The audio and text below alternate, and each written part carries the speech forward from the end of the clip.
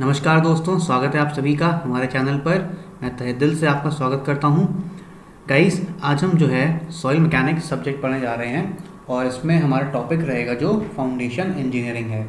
ये हमारा lecture number first है। इसमें हम कुछ फाउंडेशन के बारे में आपको बताएंगे। बहुत से लोगों को कन्फ्यूजन होता है कि फाउंडेशन क्या है, फुटिंग क्या है। ठीक है, फाउंडेशन और फुटिंग में उन्हें डिफरेंस नहीं पता, वो हम आपको बताएंगे। फाउंडेशन कौन कौन से टाइप के फाउंडेशन होते हैं ये हम आपको बताएंगे। और उससे पहले बहुत ही ज़्यादा इम्पोर्टेंट न्यूज़ है गाइस, मैं आपको बताना चाहता हूँ। कोरोना वायरस के केसेस बहुत ही ज़्यादा बढ़ रहे हैं, तो प्लीज़ आप सभी लोग सतर्क रहिए, सुरक्षित रहिए। जब भी बाहर जाइए तो मास्क ज़रूर पहनिए, ठीक है। और जो भी गवर्नमेंट गाइडलाइंस हैं उसको ज़रूर प्लीज़ आप लोग फॉलो करें। तो गाइस आइए स्टार्ट करते हैं अपना फर्स्ट लेक्चर। मैं अमित वर्मा। अगर आप मुझे फॉलो करना चाहते हो तो आप मेरी आईडीज़ हैं, मुझे फॉलो कर सकते हो। और ये मेरी लिंक्डइन आईडी है, आप मुझे कहीं पे भी फॉलो कर सकते हैं। So guys, foundation, term foundation जब भी आता है आपको क्या माइंड में आता है? शुरुआत, स्टार्टिंग, ठीक है। फाउंडेशन सबसे पहले क्या है? शुरुआत। अब फाउंडेशन चाहे वो बिल्डिंग की हो, चाहे वो आपके खुद की हो, चाहे वो एक लाइफ की हो, तो फाउंडेशन बेसिकली हमेशा बहुत ही ज़्यादा स्ट्रॉन्ग होनी चाहिए, ठीक है। जैसे कि अगर आपको अगर बेसिस नहीं पता है तो आप आगे चल करके उतना स्ट्रॉन्ग, उतना मजबूत आपके कंसेप्ट्स नहीं क्लियर हो सकते जब तक कि आपका फाउंडेशन यानी कि बेस लेवल क्लियर नहीं है। यानी कि कहने का मतलब ये है कि जब तक आपका फाउंडेशन नहीं क्लियर है, आपका जो ऊपर का भाग है यानी कि जो स्ट्रक्चर है, अगर हम बिल्डिंग के केस में जाएंगे तो ये स्ट्रक्चर हो गया। और अगर हम खुद के सेंस में जाएंगे यानी कि अगर हम एक लाइफ के सेंस में जाएंगे तो फाउंडेशन बेसिकली क्या है कि आपका इनिशियल स्टेज कैसा है, ठीक है। अगर इनिशियल स्टेज आपका अच्छा है तो आपका जो आगे आने वाला समय है, जो आगे करियर है, वो भी आपका स्ट्रांग होगा, आप मजबूत बन पाओगे, ठीक है। कहते हैं है ना लोग कि जब आपकी बुनियाद स्ट्रांग है तो आपको आगे सक्सेस होने से कोई नहीं रोक सकता। वही हाल केस हमारा बिल्डिंग के केस में है। बिल्डिंग ले लीजिए या फिर किसी भी कंस्ट्रक्शन एक्टिविटी में, कोई भी कंस्ट्रक्शन का मेजर प्रोजेक्ट हम लेते हैं तो शुरुआती हमारा जो होती है वो बुनियाद यानी कि फाउंडेशन, ठीक है। तो अब सबसे पहले हम बिल्डिंग के कुछ कंपोनेंट्स जानेंगे कि कौन कौन से कंपोनेंट्स होते हैं। यहाँ पे आप देख सकते हैं ये एक स्ट्रक्चर का एक क्रॉस सेक्शनल एलिमेंट है जो आप देख सकते हैं। ये आपका फाउंडेशन कंक्रीट हो गया, ये आपका बेसिकली फाउंडेशन, ठीक है। फिर आपका बेसमेंट, फिर ये आपका ग्राउंड लेवल, उसके बाद स्टेप्स आ गए, फिर आपका ये आपका आ गया प्लिंथ लेवल, उसके फिर आपका वही फिर उसमें आपका डीपीसी आ गया, डैम प्रूफ कोर्स, फिर आपका डोर आ गया, फिर लिंटर लेवल, फिर ब्रिक मशीनरी वॉल आ गई, फिर पैरापेट वॉल आ गई और ये रूफ स्लैब आ गई, ठीक है। तो गाइज यहाँ पे आप देख सकते हो, यहाँ पे फ्लोर कंक्रीट भी है और फ्लोर फिनिशेस भी है, जैसे कि आप लोग देख सकते हो। तो ये है आपका कंपोनेंट्स ऑफ बिल्डिंग, ये सभी स्ट्रक्चरल कंपोनेंट होते हैं। तो यहाँ पे आपने फाउंडेशन देखा, बेसिकली क्या है, जो नीचे वाला कोर्स है that is called as foundation, ठीक है। यानी कि जो शुरुआत है that is called as foundation. अब देखते हैं फुटिंग। फुटिंग का मतलब क्या है? These are generally the lowermost supporting part of the structure and it is the substructure। यानी कि फुटिंग जो होती है एक सब स्ट्रक्चर होती है जो सबसे लोएस्ट पार्ट होता है किसी भी बिल्डिंग का। और एक ऐसा कह सकते हैं कि एक लास्ट स्ट्रक्चरल एलिमेंट होता है जिसके थ्रू आपका लोड जो है, लोड आपका ट्रांसफ़र होता है टॉप से बॉटम तक। जैसे कि इस स्लाइड में आप देख सकते हैं, अगर ये आपकी यहाँ पर अगर आपका लोड आ रहा है तो ये आपका बेसिकली ट्रांसफ़र होगा ग्राउंड में, किसके थ्रू? सब स्ट्रक्चर यानी कि फाउंडेशन के थ्रू बेस में आपका ट्रांसफ़र हो जाएगा, ठीक है। तो फुटिंग एक तरीके आप कह सकते हो कि एक लास्ट स्ट्रक्चरल एलिमेंट है जहाँ पे लोड ट्रांसफ़र होता है कंसिस्टिंग रॉक या सॉइल पर।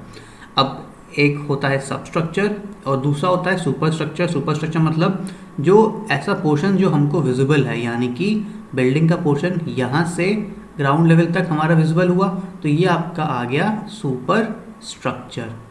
This is called as super structure. और इसके बिलो वाला जो पोर्शन होगा that is called as sub structure. This is sub structure, ठीक है। ओके गाइस, तो ये आप आई थिंक ये क्लियर हो गया होगा आपको कि सब स्ट्रक्चर क्या है, सुपर स्ट्रक्चर क्या है और फुटिंग क्या है। नेक्स्ट देखते हैं। बहुत सी कंफ्यूजन होती है लोगों को कि फुटिंग और फाउंडेशन में क्या डिफरेंस है, difference between footing and foundation. तो ये देखते हैं क्या क्या डिफरेंस है। सबसे पहले फुटिंग तो एक फॉर्मेशन है जो आपका ग्राउंड के डायरेक्ट कांटेक्ट में रहती है, ठीक है। अब जैसे कि अब अगर सबसे पहले जब हमको एक्सकवेट करना रहता था तो हम क्या करते थे, सबसे पहले हम जब भी हमको फाउंडेशन तैयार करनी होती थी हम स्ट्रक्चर एक्सकवेट करते थे। ये हमने एक्सकवेट किया, ठीक है, इतना हमने एक्सकवेट किया, फिर इसके नीचे हमने कॉलम के लिए एक बेस या फुटिंग तैयार करी, ये हमारी फुटिंग हो गई, ठीक है। तो ये आप कह सकते हो। तो फुटिंग एक बेसिकली फॉर्मेशन है जो अब ये फुटिंग जो है ग्राउंड के डायरेक्ट कांटेक्ट में रहती है, तो this footing remains in direct contact with the ground. और फाउंडेशन बेसिकली एक स्ट्रक्चर है जो लोड ट्रांसफर में काम आता है, जो अबव लोड जो है वो ग्राउंड में ट्रांसफर करता है, जैसे कि ये, ठीक है। तो ये आपका हो गया फाउंडेशन। ओके, क्लियर है। अब गाइस और भी पॉइंट्स हम देख सकते हैं, जैसे कि आप कंपेयर करा सकते हो। अगर आप खुद के स्ट्रक्चर को कंपेयर कराओगे तो फुटिंग बेसिकली क्या है, फीट ऑफ द लेग, जो हमारी फीट है ये आपकी फुटिंग है। और फाउंडेशन हम कंपेयर करा सकते हैं डायरेक्टली विद लेग से, जो आपके पैर है ये आपके फाउंडेशन हो गया, ठीक है। Footing is a basic footing एक शैलो फाउंडेशन है और foundation can be shallow and deep, ठीक है। क्या है कि फुटिंग आपकी एक तरह की शैलो फाउंडेशन है और फाउंडेशन क्या है, फाउंडेशन आपका शैलो भी हो सकता है और डीप भी हो सकता है। फुटिंग्स में क्या क्या इंक्लूड होता है, स्लैब आ गया, रीबार आ गया, फैब्रिकेटेड ब्रिकवर्क आ गया, मशीनरी आ गई, कंक्रीट आ गई। फाउंडेशन टाइप में क्या क्या आएगा, फाउंडेशन टाइप जैसे कि पियर्स हो गए, पाइल्स हो गए, कैजन्स हो गए, फुटिंग हो गया, लेटरल सपोर्ट हो गया एंड एंकर्स, ये सभी आपका फाउंडेशन में इंक्लूड हो जाएगा। फिर फिफ्थ पॉइंट देख लेते हैं हम लोग। Footing reinforces support to an individual column, यानी कि एक इंडिविजुअल कॉलम को सपोर्ट देता है। फाउंडेशन एक एक्सटेंसिव सपोर्ट प्रोवाइड करता है बिकॉज इट ग्रिप्स इट, क्योंकि इसमें बहुत सारे फुटिंग एक साथ ग्रुप में भी इसमें अटैच किए जा सकते हैं सारी बिल्डिंग के। जैसे कि आपने देखा है जो मैट फाउंडेशन होती है, जो मैट फाउंडेशन है आपका, उसमें बहुत से कॉलम एक ही मैट में लगे होते हैं, ठीक है। तो ये आपका कह सकते हैं मैट फाउंडेशन है जिसमें आपके बहुत से कॉलम एक ही इसमें लगे हुए हैं। तो बेसिकली ये आपका जो पूरा स्ट्रक्चर हो गया ये आपका हो गया foundation. This is basically foundation जिसमें सभी हिस्सा जिसमें सारे फुटिंग इंक्लूड हो गए हैं। उसके बाद footing is the under the foundation wall, footing जो होती है फाउंडेशन वॉल के अंदर होती है एंड फाउंडेशंस को हम बेसमेंट वॉल कहते हैं। सो गाइस और बाकी सब दिए हुए हैं, आप यहाँ पर सारे जितने भी डिफरेंसेस हैं आप पढ़ सकते हो। तो आई थिंक आपको फुटिंग और फाउंडेशन के बीच में जो डिफरेंस है वो क्लियर हो गया होगा कि बेसिकली क्या होता है फुटिंग और क्या होता है फाउंडेशन। उसके आगे चलते हैं, टाइप्स ऑफ फाउंडेशन पढ़ते हैं। भाई ये कितने तरीके के फाउंडेशन होते हैं। सबसे पहला हो गया शैलो फाउंडेशन, दूसरा हो गया हमारा पहला हो गया आपका शैलो फाउंडेशन, दूसरा आपका हो गया डीप फाउंडेशन। अब शैलो फाउंडेशन में कौन कौन से फुटिंग्स आती हैं, अब ये आप देख सकते हैं, isolated footing, combined footing, strap footing, grillage footing, mat footing और रैट फुटिंग। अब आइसोलेटेड फुटिंग का मतलब क्या, आइसोलेटेड मतलब अकेला, यानी कि सिंगल फुटिंग। जब एक फुटिंग एक फाउंडेशन में होगी तो हमें आइसोलेटेड फुटिंग कहेंगे। तब हम कंबाइंड का मतलब क्या, जब एक या दो से अधिक फुटिंग एक साथ होगी तब हम उसको कहेंगे कंबाइंड फुटिंग। स्ट्रैप फुटिंग मतलब एक स्ट्रैप वे एक लेंथ वाइज जब फुटिंग होगी वो स्ट्रैप फुटिंग कहलाएगी। ग्रिलेज मतलब जहाँ पे हैवी लोड होगा, ग्रिलेज मतलब आ गया कि जहाँ पर बहुत ही ज़्यादा लोड आ रहा है बिल्डिंग का या किसी भी स्ट्रक्चर का या ब्रिज का या पियर का, किसी का भी जब बहुत अधिक लोड आ रहा होता है और सॉइल हमारा बहुत ही वीक होता है तो वहाँ पर उस केस में हम ग्रिलेज फुटिंग का इस्तेमाल करते हैं। फिर आपका आ गया मैट और रैफ्ट फुटिंग। मैट और रैफ्ट फुटिंग एक तरीके का शैलो फाउंडेशन है जिसमें हम एक स्लैब कास्ट करते हैं ज़मीन में, एक स्लैब हमने इस तरीके से कुछ कास्ट करी और स्लैब के साथ ही हमने जो है कॉलम भी इसी में कास्ट कर दिए।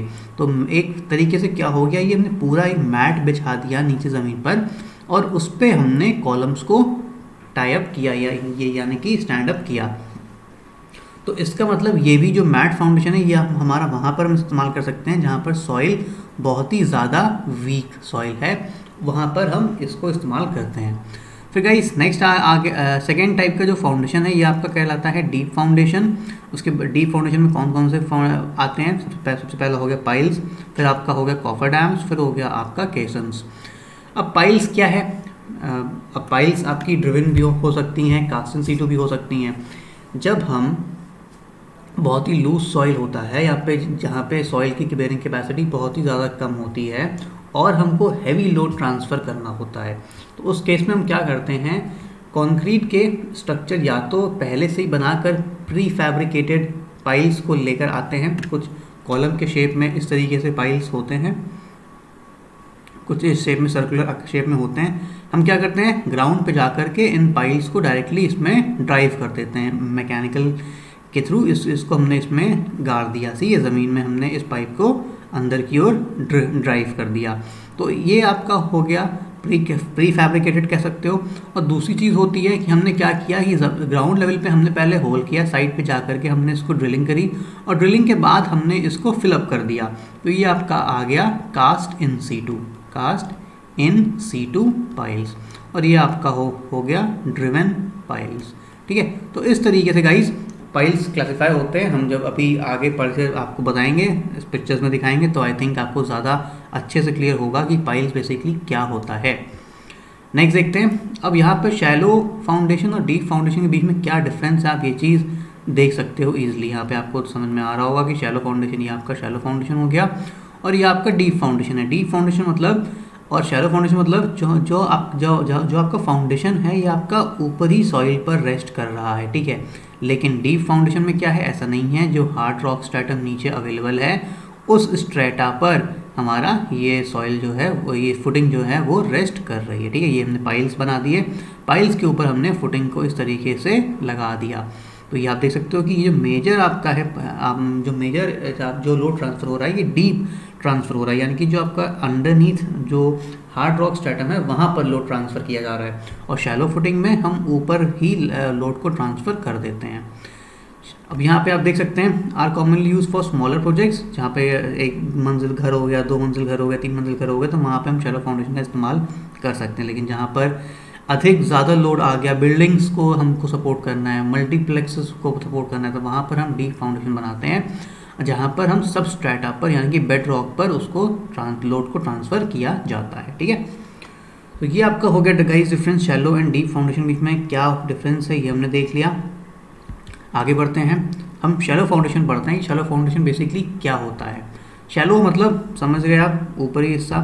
ठीक है, अब सबसे पहले शैलो फाउंडेशन में हमने पढ़ते हैं strip footing. Strip footing basically क्या है, स्ट्रिप मतलब एक लंबी सी लेंथ मतलब एक जो आप वॉल फुटिंग हो गई। ठीक है, लेंथ मतलब वॉल। ठीक है, लेंथ जैसी बिल्डिंग में आया आपका लेंथ मतलब हो गया वॉल। तो जो वॉल को सपोर्ट करने के लिए जो फुटिंग तैयार करी जाती है वो आपकी कहती है, उसको कहते हैं स्ट्रिप फुटिंग, जिसमें जहाँ पर length is very much greater than the width of the wall, this type of footing is called as strip footing.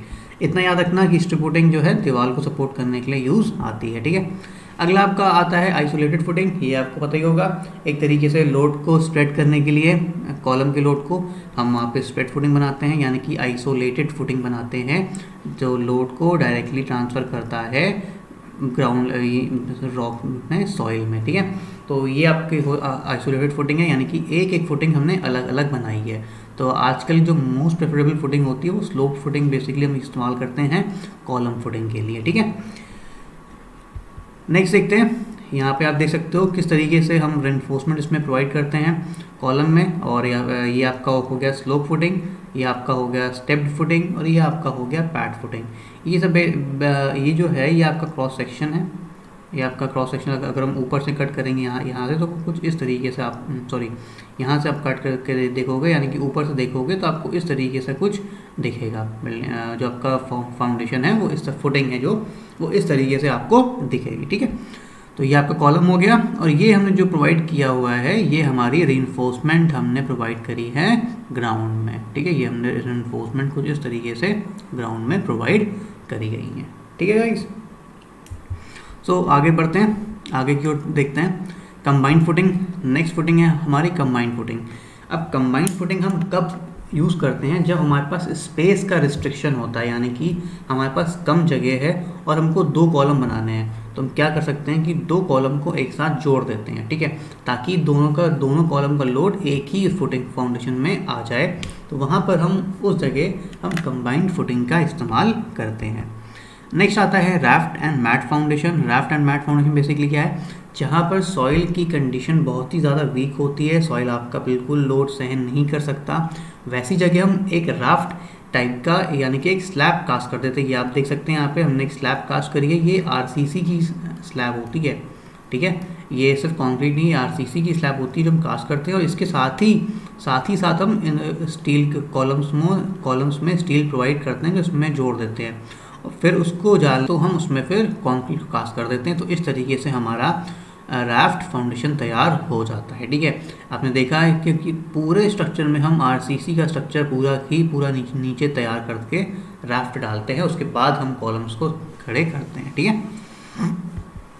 आगे आता है grillage footing. Grillage footing basically क्या है गाइस, ये हैवी स्ट्रक्चरल लोड के लिए इस्तेमाल आती है, जैसे कि कॉलम हो गया, पियर्स हो गया, बीम्स हो गया, जहाँ पर हमें ज़्यादा लोड को ट्रांसफ़र करना है जब बेयरिंग कैपेसिटी आपकी सॉइल की बहुत ही पुअर है, तो उस जगह हम यहाँ पर इस तरीके से ग्रिलेज फाउंडेशन का इस्तेमाल करते हैं। यहाँ पे आप देख सकते हैं आई सेक्शन बीम्स हैं, कुछ परपेंडिकुलर डायरेक्शन में लगी हुई हैं, और फिर ये से परपेंडिकुलर डायरेक्शन में लगी हैं, फिर इसके ये परपेंडिकुलर डायरेक्शन में लगी हैं, उसके बाद हमने कॉलम को यहाँ पर कास्ट किया है, ठीक है।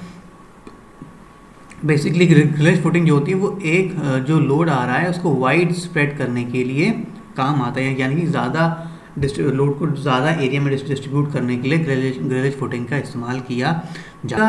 अब अगर ज़्यादा लोड आएगा तो हमको ज़्यादा डीप फुटिंग फाउंडेशन तैयार करनी पड़ेगी, लेकिन अगर हम ग्रिलेज फाउंडेशन यूज़ करते हैं या ग्रिलेज फुटिंग का इस्तेमाल करते हैं तो हमको ज़्यादा अधिक डीप में नहीं जाना होगा, हम कम डेप्थ में ही कॉलम का लोड जो आ रहा है, जो हैवी लोड कॉलम का आ रहा है, उसको हम रेजिस्ट ईजिली कर सकते हैं। और इसकी जो डेप्थ है गाइस, ये यूजुअली 1 to 1.5 मीटर लिमिटेड होती है। तो गाइस ये था आपका ग्रिलेज फाउंडेशन, हमने पढ़ लिया।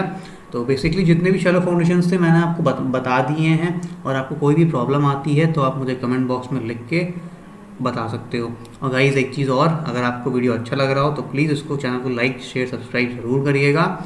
बहुत ही मेहनत से आपका वीडियो मैंने बनाया है ताकि आपके बेसिक कंसेप्ट सारे के सारे क्लियर हो जाएं, ठीक है। नेक्स्ट देखते हैं डीप फाउंडेशन। अब जैसे कि हमने शैलो फाउंडेशन में देखा था कि हम जो लोड को ऊपरी सॉइल में ही रेजिस्ट करा दे रहे थे, बट डीप फाउंडेशन के केस में ऐसा बिल्कुल भी नहीं है। जितना भी लोड आएगा हम उसको जो अंडरग्राउंड स्ट्रेटा है, जो हार्ड रॉक स्ट्रेटम है, वहाँ पर उस लोड को ट्रांसफ़र करेंगे जब बहुत ही ज़्यादा हैवी लोड आ रहा होगा और सॉइल के पास इतनी रेजिस्टिंग कैपेसिटी, सॉइल की बेयरिंग कैपेसिटी उतनी अच्छी नहीं होगी कि वो उस लोड को रेजिस्ट कर सके। जैसे कि आपका हो गया, आपका ब्रिजेस के लोड हो गए, उन सब जगह हम डीप फाउंडेशन का ही इस्तेमाल करते हैं। यहाँ पे आप देख सकते हो कि ये आपका सॉफ्ट सॉइल हो गया, ये आपका मडी सॉइल हो गया, और ये नीचे आपका आ गया बेड रॉक और हार्ड स्ट्रैटम। आप देख सकते हैं कि हम पाइल्स को देखिए कहाँ तक लेके गए हैं, पूरे हार्ड रॉक स्ट्रैटम तक लेकर गए हैं, और यहाँ पर हमने लोड को रेजिस्ट करवाया है इस hard rock bed rock stratum पे। तो गाइस ये है आपका सुपर स्ट्रक्चर या बिल्डिंग फ्रेम स्ट्रक्चर जिसकी मैं बात कर रहा था। और अगर जब आपका यहाँ सॉफ्ट सॉइल है तो इसलिए हमने क्या किया, यहाँ पे पाइल्स को बना करके नीचे अंडरग्राउंड यानी कि हार्ड रॉक स्ट्रैटम में इसके लोड को रेजिस्ट करवाया, ठीक है।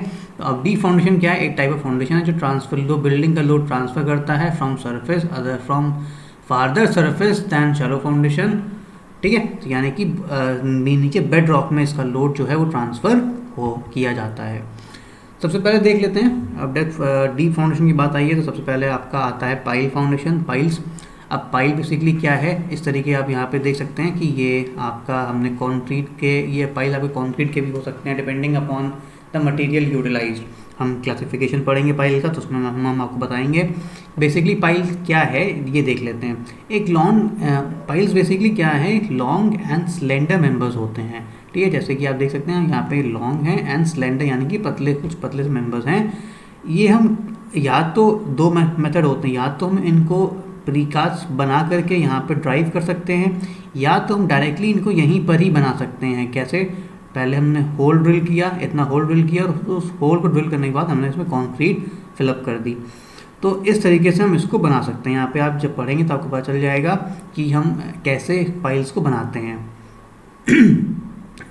या तो ड्राइव कर सकते हैं या ड्रिलिंग ट्यूब से हम इसको रिक्वायर्ड डेप्थ तक पहुँचा सकते हैं, ठीक है। तो कुछ इस तरीके के आपके पाइल्स होते हैं।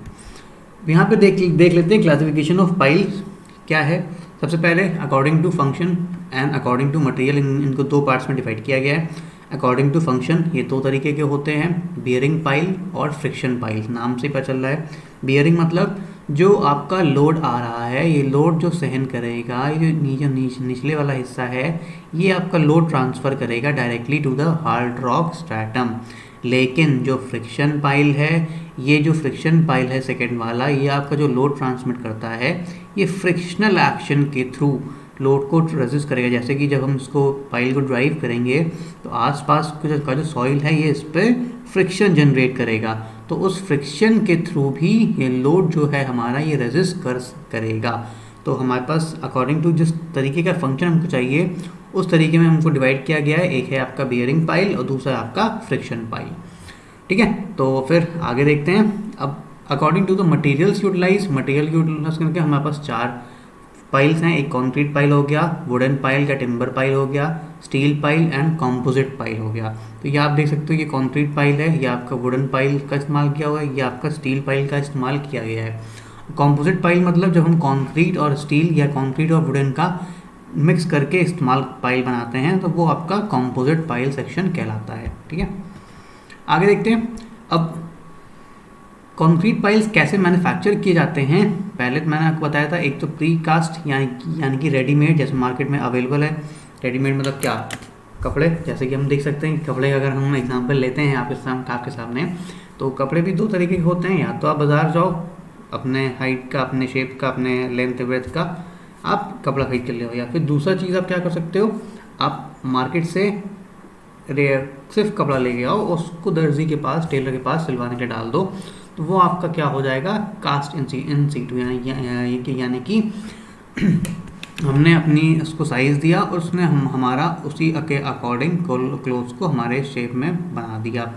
लेकिन अब यहाँ पे क्या है, जो प्री कास्ट और रेडीमेड आपके कंक्रीट पाइल्स हैं, ये आपके पहले से ही बना दिए जाते हैं। यानी कि जो आपके पाइल्स हैं, इस तरीके का जो पाइल था, ये आपको पहले से ही बना दिया गया, और वहाँ पर साइड पर आकर के हमने इसको ड्राइव कर दिया। यानी कि मान लो ये ग्राउंड लेवल है, ये हमने पाइल को ऊपर से हैमर करके ये हमने नीचे की ओर ग्राउंड लेवल में गाड़ दिया। ठीक है, तो इस तरीके के पाइल जो होते हैं वो कहलाते हैं प्रीकास्ट पाइल। मैं पहले ही इसको एक्सप्लेन कर चुका हूँ।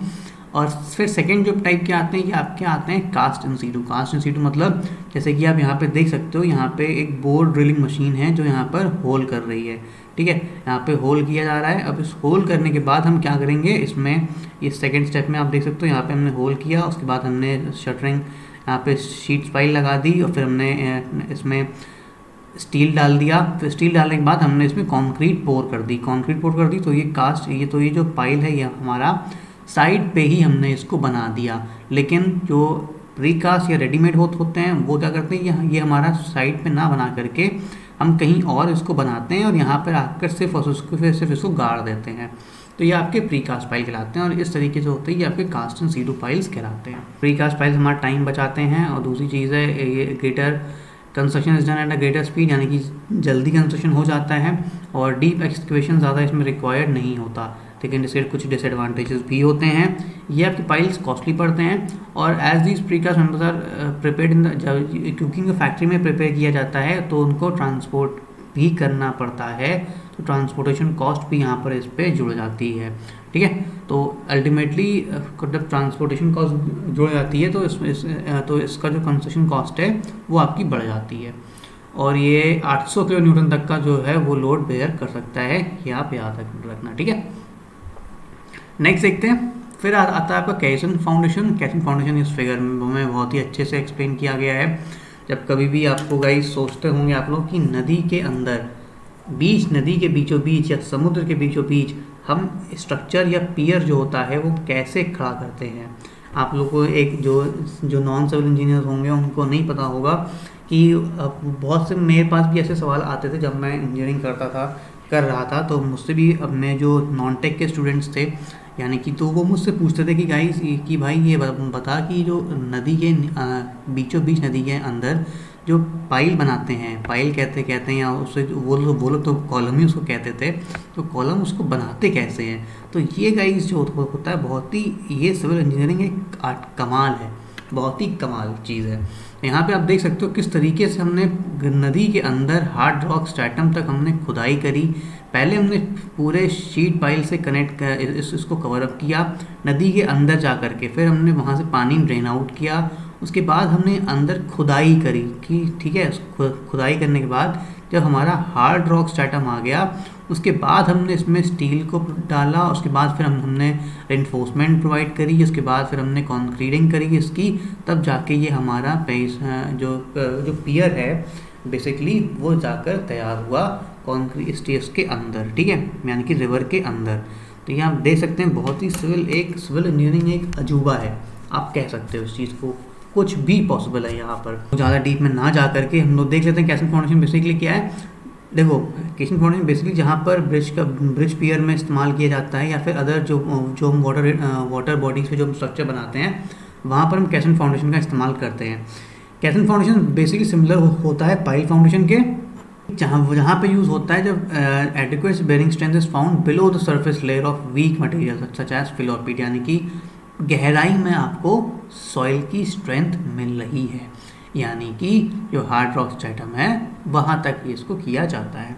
It is a form of deep foundation which are constructed above the ground level के ऊपर तक इसको कंस्ट्रक्ट किया जाता है, और उसके बाद sunk into the required level by excavating और dredging the material with in the caisson. एक कह सकते हो ये जो पेयरिंग आप जो आप ये चीज़ देख रहे हो ये एक तरीके का केशन है। उसके बाद टाइप्स ऑफ केशन, बॉक्स केशन आ गया, एक्सकवेटेड केशन आ गया, फ्लोटिंग केशन आ गया, ओपन केशन, न्यूमेटिक केशन, फिर शीटेड केशन। तो इस तरीके के डिफरेंट टाइप्स के आपके पास केशंस होते हैं, अवेलेबल रहते हैं, जिनका हम यूज़ करके वहाँ पर काम किया जाता है, ठीक है। फिर नेक्स्ट था हमारा coffer dam. Coffer dam basically क्या है, एक एनक्लोजर है। ये आप जो एनक्लोजर देख रहे हैं इस तरीके का ये एनक्लोजर है, जहाँ जो रिवर के अंदर बनाया जाता है, तो ताकि पानी सारा का सारा इस पर हम निकाल सकें इसके अंदर का, और यहाँ पे हम ड्राई वर्किंग कंडीशन को बना सकें, ठीक है। तो इस तरीके का ये कॉफर डैम होता है। तो this is what is coffer dam, ठीक है। आगे देखते हैं। So guys this was the end of our lecture. और आपको अगर अच्छा लगे तो प्लीज़ चैनल इसको लाइक करिएगा और शेयर करिएगा अपने दोस्तों के साथ।